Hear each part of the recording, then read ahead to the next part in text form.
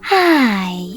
In front of me is POCO C50 and today I would like to show you how you can switch on or off autocorrection on this POCO.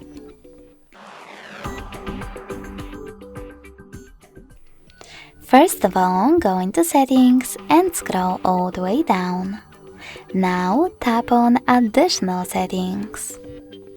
Following that, select Languages and Input, Manage Keyboards, and Rebirth. Now click on Text Correction, scroll down just a bit, and click on this switcher next to Autocorrection to switch it off or on. Thanks so much for watching. If you enjoyed this video, smash that like button, comment, and subscribe. Bye!